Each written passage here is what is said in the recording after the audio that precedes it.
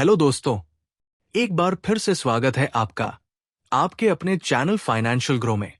क्या आप जानते हैं कि अल्बर्ट आइंस्टीन ने कंपाउंडिंग को दुनिया का 8वां अजूबा कहा था?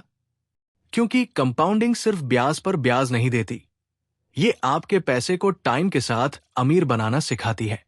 और अगर आप इसे सही से समझ लेते हैं तो करोड़पति बनने से कोई नहीं रोक सकता। चलिए इसे एक मजेदार एग्जाम्पल से समझते हैं। मैनहट्टन आइलैंड का चौंकाने वाला किस्सा। सन 1626 में अमेरिका में डच लोगों ने मैनहट्टन आइलैंड को सिर्फ $24 में खरीद लिया था। अब सोचिए, बस $24। पर अगर उस टाइम नेटिव अमेरिकन्स ने वो पैसा 7% इंटरेस्ट रेट पर इन्वेस्ट कर दिया होता तो आज वो रकम कितनी होती? रूल ऑफ 72 से समझिए। 72 डिवाइड बाय 7 इक्वल हर 10 साल में पैसा डबल। तो पहले साल $24, दूसरे साल $48 और तीसरे साल $96। आज के टाइम में ये $12 ट्रिलियन से ज्यादा होता।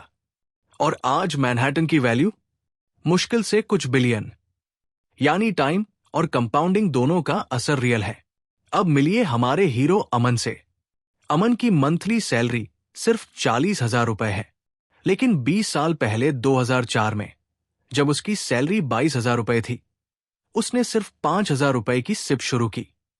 20 साल लगातार इन्वेस्ट करते हुए आज उसकी वैल्यू हो गई है 75.8 लाख।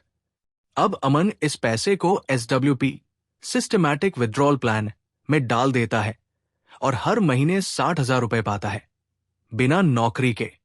और केगर 14% से ये पैसा ग्रो होता रहेगा। सन 2050 तक अमन करीब 1.87 करोड़ रुपए निकाल चुका होगा, लेकिन फिर भी उसकी वैल्यू होगी 6.73 करोड़ रुपए। क्या बात है। अब समझते हैं कंपाउंडिंग का असली फॉर्मूला।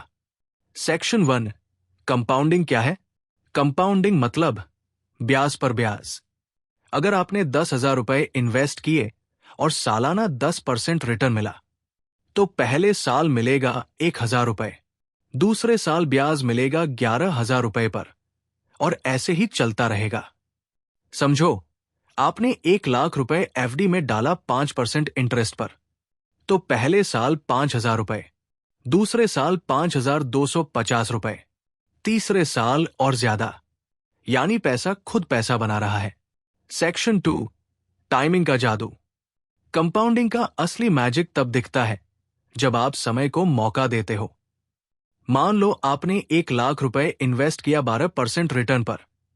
1 साल में 1.12 लाख रुपए, 5 साल में 1.76 लाख रुपए, 20 साल में 9.65 लाख रुपए और 21वें साल में 10.8 लाख रुपए, 22वें साल में 12.1 लाख रुपए।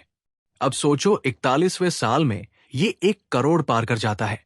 और अमन अगर 2060 तक SWP करता रहा तो 2.59 करोड़ रुपए निकालने के बाद भी उसके पास 23.44 करोड़ होंगे। सेक्शन 3, कंपाउंडिंग को मत तोड़ो। सबसे बड़ी गलती लोग यही करते हैं। थोड़ा गिरावट आते ही डर जाते हैं और पैसे निकाल लेते हैं।